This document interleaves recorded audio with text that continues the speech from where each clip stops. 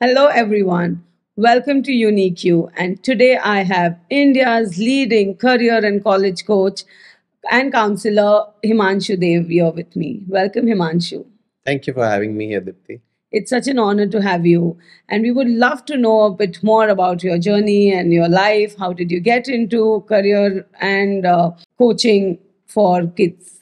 It was not a very planned journey, but even to get into education, it was not very planned. It just somehow happened, coming from a bureaucratic family, I wanted to become an Indian Foreign Service officer. And somehow my friends were already in the US. Oh, They told me that, your English is good, math is good, crack an exam called GRE and come over. And then I just knew that I want to do something international. So I started with various things, and then I bumped into international education, and I wrote a paper which was selected by the number one International Studies Association conference. And I started getting emails, Dear Dr. Dev, Dear Dr. Dev. And then I understood that my views on education can really make a big impact. And that's what got me to international education. And then the US government's Education USA program got me here to Mumbai, and I became the international education counselor and advisor. that's amazing. And today you are on an international podcast, which is also with a US based channel, which is known as Awesome TV. So it's such a great association that you started because you wanted to be internationally coaching kids, and you're also on an international podcast. That's great. That's awesome. Yeah. What has been your challenges in this field and your journey through education and counseling? The biggest challenge is the change, and I think every industry is facing this. And when I am working with these kids, I don't like calling them kids because soon in 1 year or 2 years they change from kids to adults. It becomes very difficult for them to understand the changing world. And for the world, it becomes very difficult to understand the kids. Parents are much more confused than ever, children are much more confused than ever. But then on the other side, everybody in the industry and the world is. So, me working towards clearing that confusion to whatever best level, I think that's what I see. And when students are looking at education in India, in various countries abroad, some countries really become popular destinations, some getting out of it.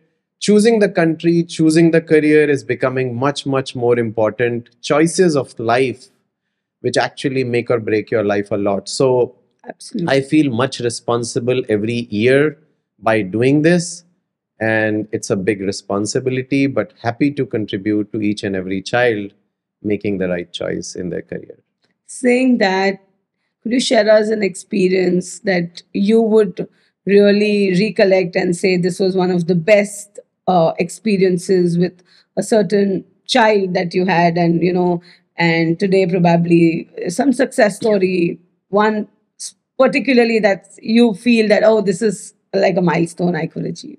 Right. There's so many of them, but of course, I'll say a couple of them here, and I'll put them together. I don't want to tell them one by one. I'll put them together because when somebody is aiming high in a career and college choice, either the problem is money or the problem generally in the Indian mindset is marks. True. Somebody who is failing a lot of subjects but wants to do something big in life, the road is closed for them. So I'll tell you the first story. This was a student who studied at one of the top NITs in India. I won't name the one.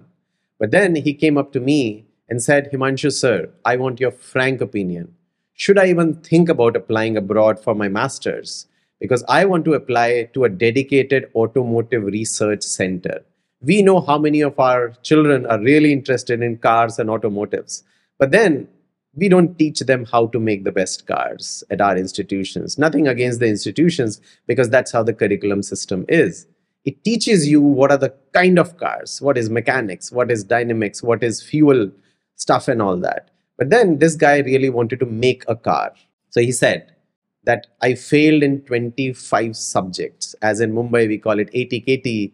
Internationally, we call it, failing or repeating a subject. Some places we call it, backlogs. So those are the papers which students repeat semester by semester. So this was a student who completed the 4-year degree in 5 years. So almost he was declared by all the industries and the people that you can't go to a good master's, you can't go to a good job. It was already declared. He was declared a failure at the age of 21 or 22. But then we worked on it. Of course, I never say no to any kind of students. And then we worked on it, and he got into 4 top universities of the world. And later on, he was able to do internship at the top company, BMW, and that too in the German facility. Right now, I think he's leading the ball bearing department of Fiat Chrysler company in the US. And that's an amazing journey. I can tell more stories, but on the other side, there are other stories from our own Dharavi slums in Mumbai. The boy is sitting in San Francisco working for a company called Dropbox, Oh, right? So those are few stories, and I can keep telling more and more.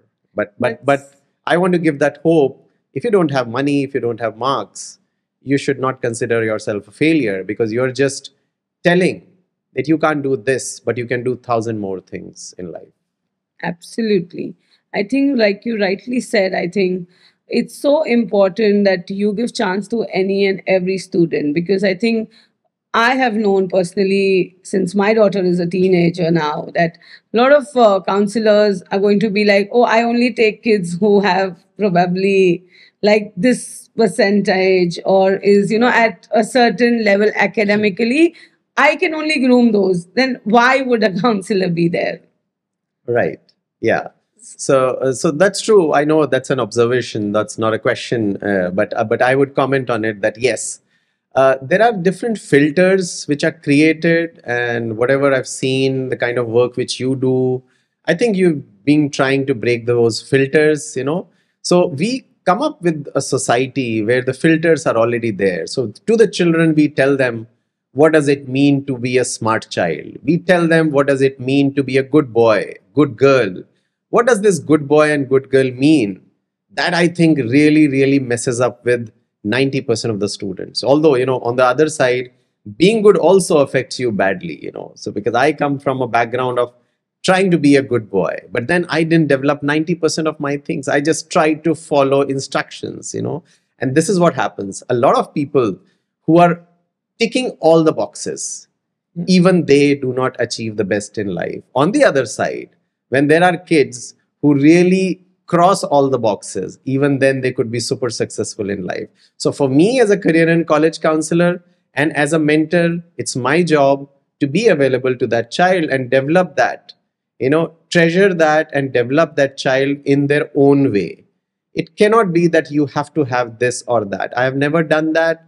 And I think huge number of my students, 70 to 80% of my students, go to the top universities with a very high scholarship. And again, when I say top universities, it does not mean that you need to have top marks. Neither I was. I studied in the US on a full scholarship. I was not at all a topper. Even a decent topper, I wouldn't call myself. Although I was dedicated in a lot of things, but not a topper. And then several other people. I have another story who was struggling to do GRE and did 4 times, but then landed at Harvard University, despite not having a very high test scores. On the other side, I just met one of my students who was not able to clear GRE at all. But then same thing happens at the undergraduate level at SAT. So we talk about, I just was coming over and one mother was saying, if you don't have 1500 on SAT, you have no chance to get a scholarship. I said, no, huge number of my students have got it. They're studying at all the top universities of the world, but it's not one factor. It's so many factors. It's the wow factor which we work on, and I'm happy to work with each child on that. True. As you said, change is so constant in any field. How do you manage to stay updated with the latest trends, with the latest developments happening in the education field all across the world? Because you are in touch with so many international countries, colleges. So, what's that thing that keeps you to the trend setting bubble? Right. Yeah. So that's important to know what's happening in the world, but it is not important to just follow it blindly.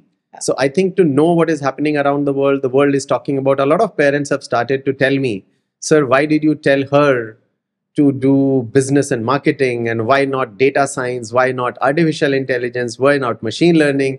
So everybody is trying to be that, everybody is trying to do that. We've seen for last 20 years everybody is trying to become an engineer in India. There's so many things, but then what I see, how I keep myself updated, that of course there are various ways. Look at the industry, what is happening.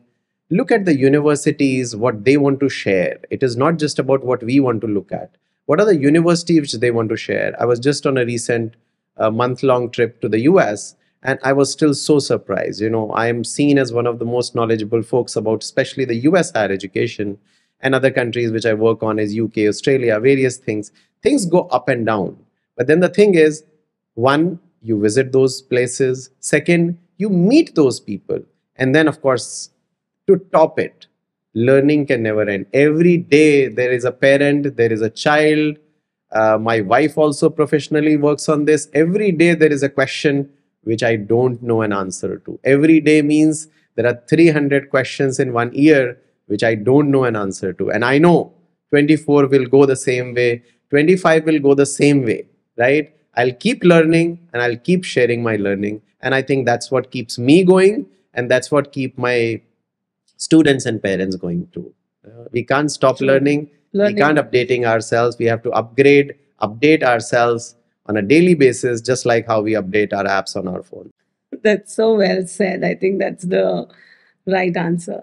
Also, like you mentioned, that your wife is a part of your professional life. How do you balance your personal and professional life? And what do you do for your own fitness and mental well being, since you, of course, come across so many people? Right. I've always been about balancing my personal and professional life, and everybody should be about. I think a lot of achievers, and I read some of those things. I would just recall a book where I read, about, I think, 20 entrepreneurs. I think Stay Hungry, Stay Foolish by, this Rashmi Bansal, who collected 20 entrepreneurial stories together. And then I read in all. And I think those last paragraphs where, you missed your son growing from 2 to 10, or you, missed your spouse, you get separated, you are not able to take out time. It's not about whether you do this or not. It's about what are you missing. You will always miss something or the other. So that's why everybody knows it's about a balance. How do I do? It's difficult. It takes a toll on various things. But I think you plan your day every day. I think managing your time is, it's good that you manage your calendar. Like, a tradition which my wife follows is, the Karwa Chauth Vrat. So that is always marked on my calendar. One day which I have to block, even more important than the happy anniversary day, it's that, because that is her day. Anniversary could be my day as well. So I block those days. I block the birthdays. I block the anniversary days. I block the whatever time. I see my son's calendar. He's in grade 7 right now. I see his calendar, school calendar, and then try to block my holidays according to that, because I don't want to take him on a long break when his school is on. Of course, I do that as well sometimes. But what I want to see is managing the calendar is the key, and then sticking to it. Saying sorry to yourself and your family again and again and again.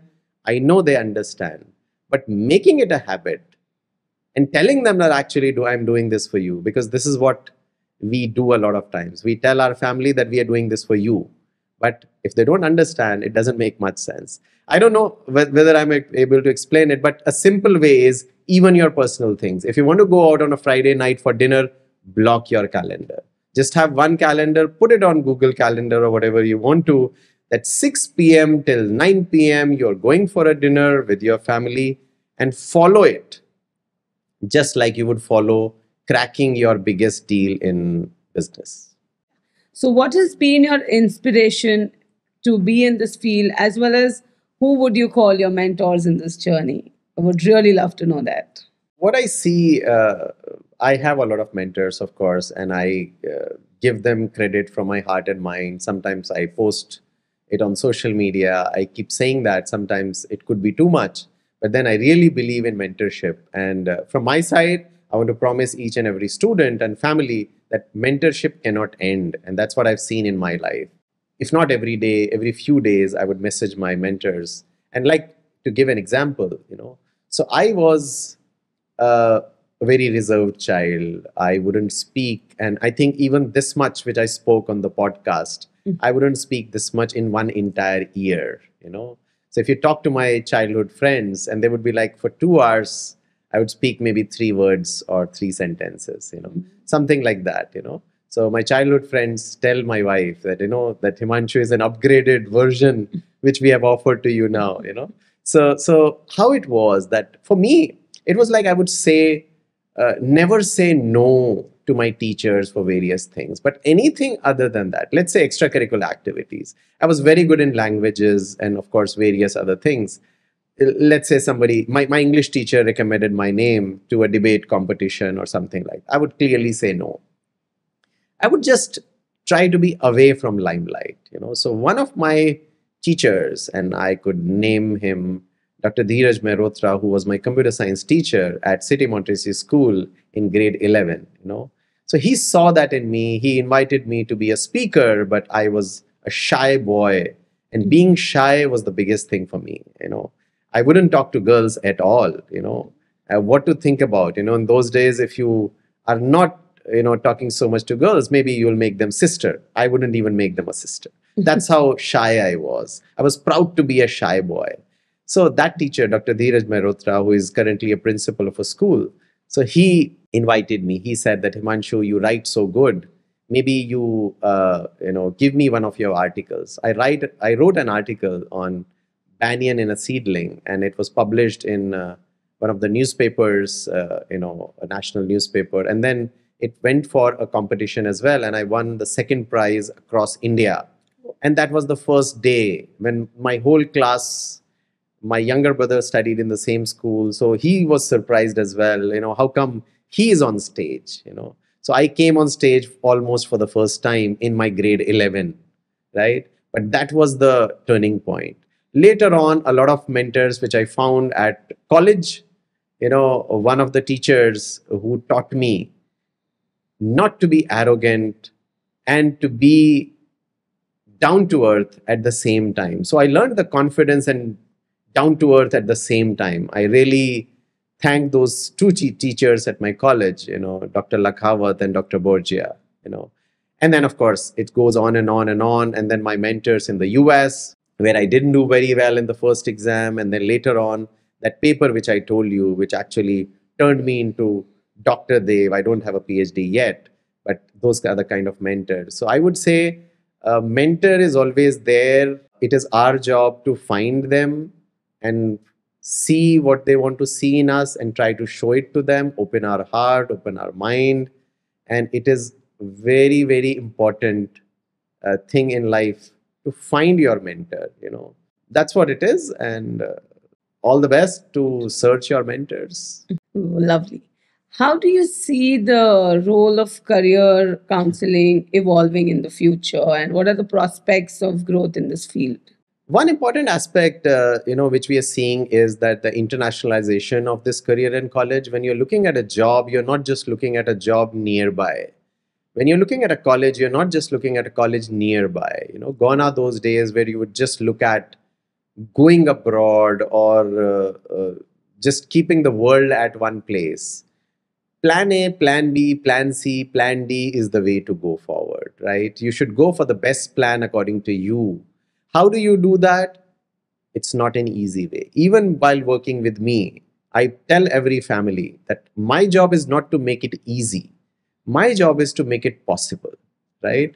Making things easy is not helping us much. True. If you just go on Google and try to ask a question, it cannot be compared to finding your mentor and asking that question and trying to understand that. True. If you try to find something, again, nothing against Google at all. Google is just a search engine. But what I want to say here is it's very complicated.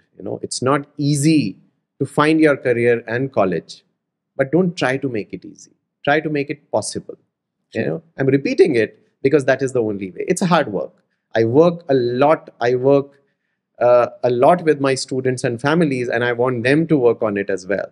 So that, I think, is the biggest complaint against me, that I make everybody work hard. But that is the way. If you don't work on your career in college, what will you work on?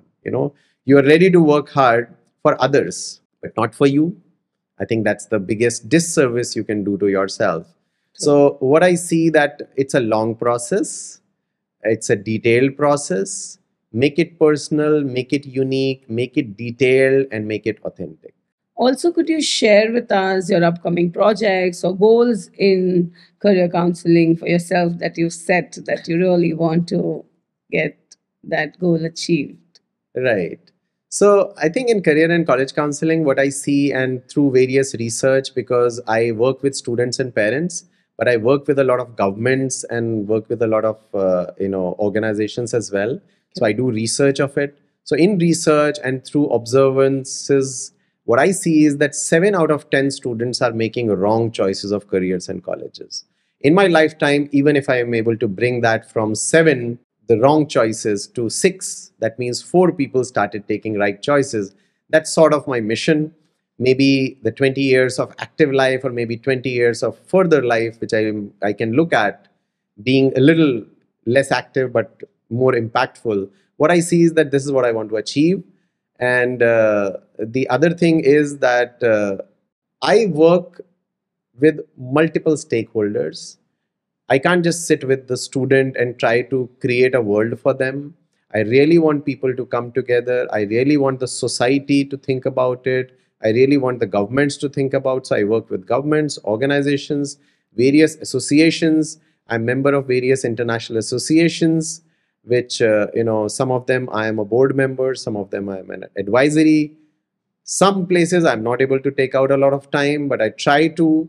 So it is a 360-degree approach, and fortunately, a lot of them hear me out. I was invited by various governments as a knowledge partner in India and abroad as well. Of course, I work with the US government. UAE ministry invited me for a few things. And then I keep trying to make an impact. But I think just working with students doesn't work. I have to create a space for them. Right now, I'm trying to work with the industry, because industry is saying we are not getting the right children trained, and the children are saying we are not getting the right industry. So to match them, I think school, colleges, universities, parents, societies, organizations like these, media organizations like these, I think everybody has to come together, because we want to build the next generation, and there is no other way to build that. True. Also, how do you feel associating with Unite and Awesome TV and being here at the International Podcast? What I believe, what I have seen, and whatever impact I have seen with Deepti working on these things, I think one thing which resonates very well, and I think this initiative which works on these awesome things, is that it is a sincere effort to not just sensationalize things. These days what we see, again, sitting in a studio, but the thing is that we are a lot about sensationalizations. We try to make things negative, to make things viral a lot. I'm not saying that that's not fun. That may be fun. But then, even to have serious fun, we need to make serious efforts. We know what efforts go into developing the funniest things in the world. So the effort has to be really sincere, dedicated.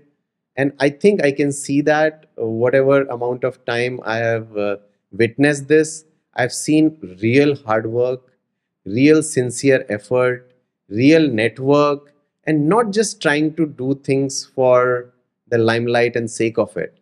Really looking at an impact, and then perseverance helps towards that, of course. Sometimes initially we may not get immediate results. Correct. But I think any organization which I work with, any media organization which I work with, my idea is that take that time out.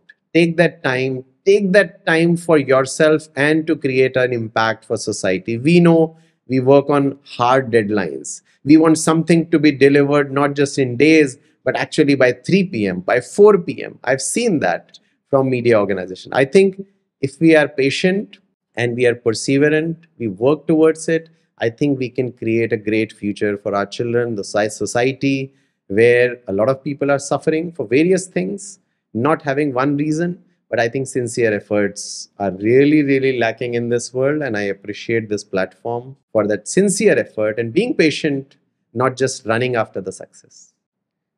That's lovely. Thank you so much. And it was an amazing conversation with you, and so much to learn, and so much more that the kids and the parents are going to take back from this lovely conversation. It was an honor to have you, Dr. My Himanshu. pleasure and all the best. Thank you. Wishing you all the success. Thank you.